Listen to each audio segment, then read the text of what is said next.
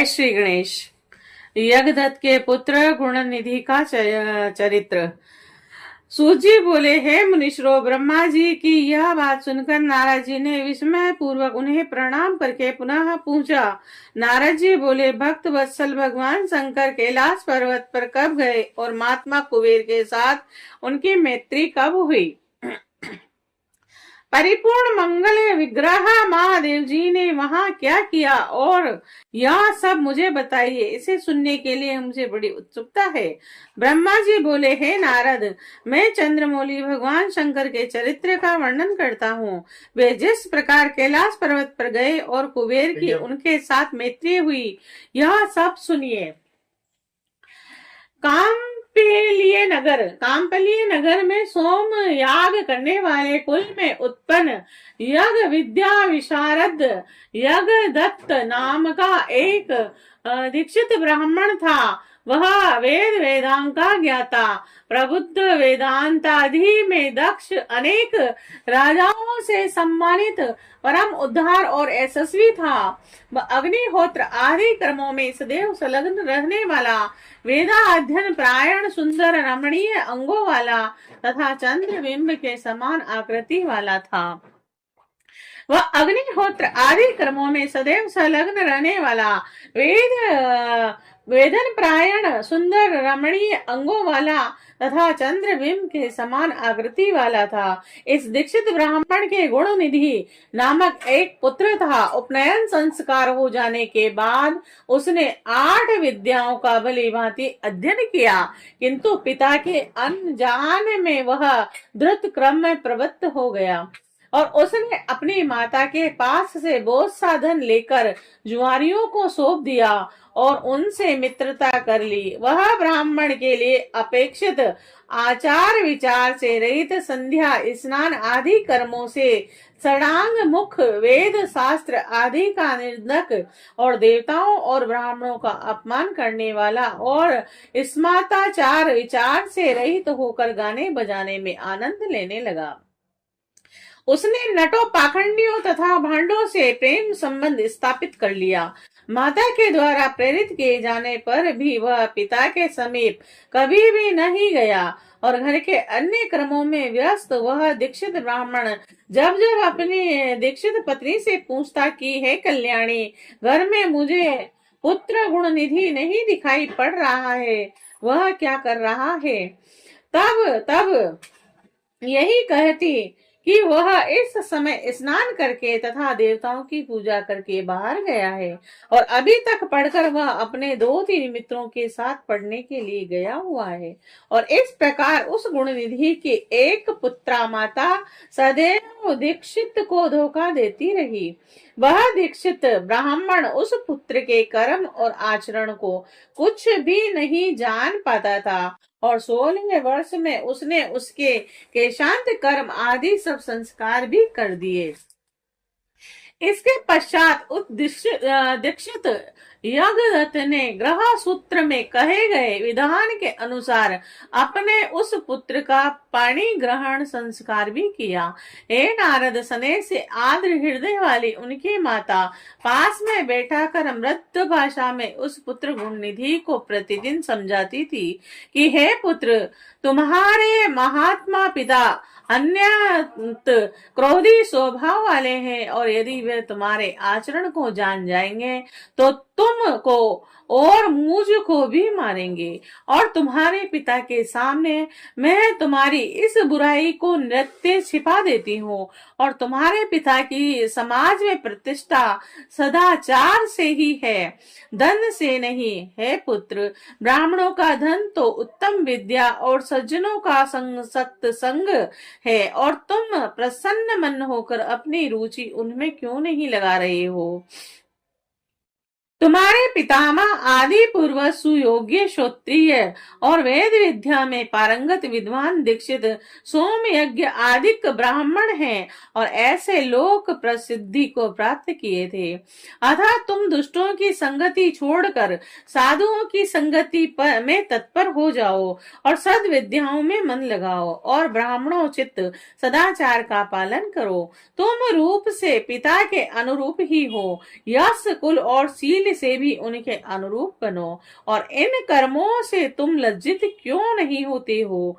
अपने बुरे आचरण को छोड़ दो। तुम 19 वर्ष के हो गए हो और यह तुम्हारी पत्नी 16 वर्ष की है।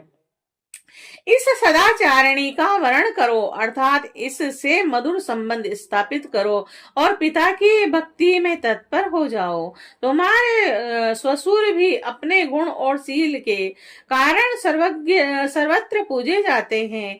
हे पुत्र, उन्हें देखकर और उनकी प्रशस्ति को सुनकर भी तुम्हें लज्जा नहीं आती? अपनी बुरी आदतों को छोड़ दो। हे पुत्र, तुम्हारे सभी मामा भी विद्याशील तथा कुल आदि से अतुलनीय है और तुम उनसे भी नहीं डरते। तुम तो दोनों वंशों से शुद्ध हो।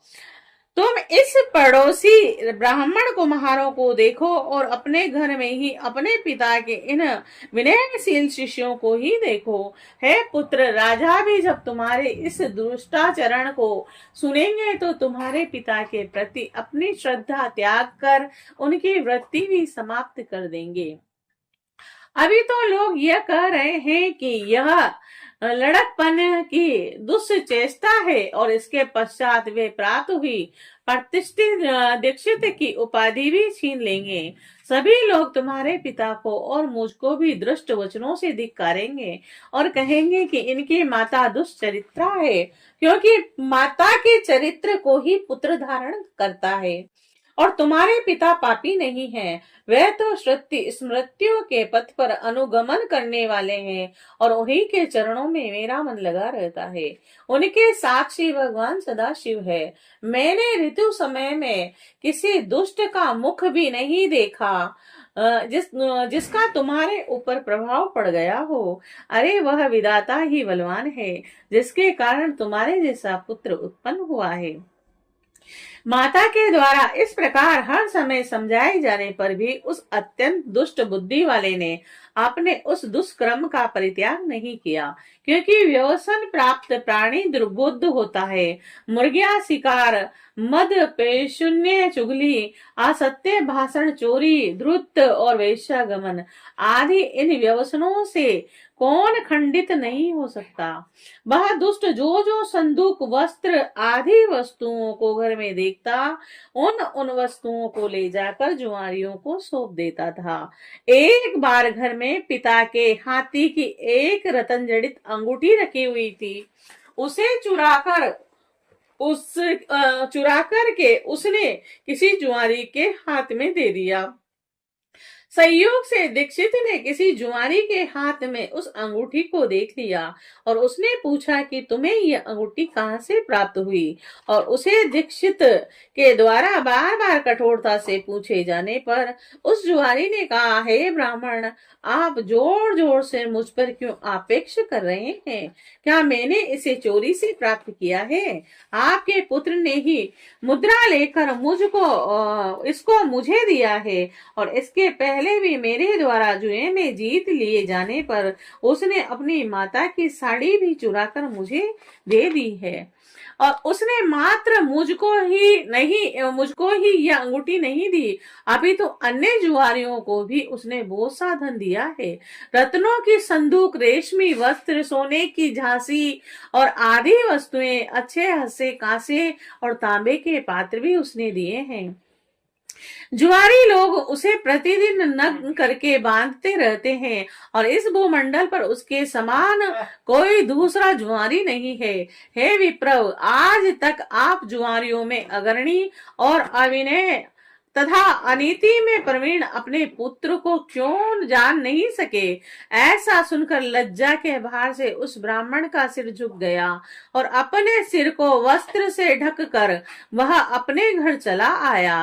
तदंतर वह शोध क्रम प्रायण दीक्षित यज्ञदत्त अपनी महान पतिव्रता पत्नी से कहने लगा।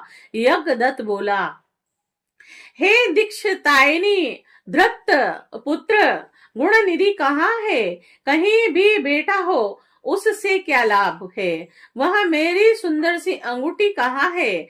और तुमने मेरे शरीर में तेल उपटन आदि लगाने के समय मेरी उंगली से जिसको निकाल लिया था उस रतन जड़ित अंगूठी को लाकर शीघ्र ही मुझे दो। और इसके इस वचन को सुनकर वह दीक्षितायनी भयभीत हो उठी और बोली, इस समय मैं मध्यकालीन की स्नान क्रियाओं को संपन्न कर रही हूँ। देव पूजा के लिए अर्पित की जाने वाली सामग्रियों को एकत्रित करने में मैं व्याकुल हूँ। ए अतिथि प्रिय, यह अतिथियों का समय कहीं अतिक्रमण न कर जाए, इसीलिए मैं भोजन बनाने में व्यस्त हूँ। मैंने किसी पात्र में अंगूठी को रख दिया है, ये अभी याद नहीं आ रहा है। दीक्षित बोला, अरे दुष्ट पुत्र को उत्पन्न करने वाली, हे सदा सच बोलने वाली, मैंने जब जब तुझसे यह पूछा कि पुत्र कहाँ गया है, तब तब तूने यही कहा, हे नाथ, अभी पढ़कर वह अपने 2-3 मित्रों के साथ पुनः पढ़ने के लिए बाहर चला गया है। हे पत्नी, तुम्हारी वह मंजीटी रंग की साड़ी कहाँ है, और जिसको मैंने तुम्हें दिया था, जो घर में रोज टंगी रहती थी, सच बताओ, डरो मत।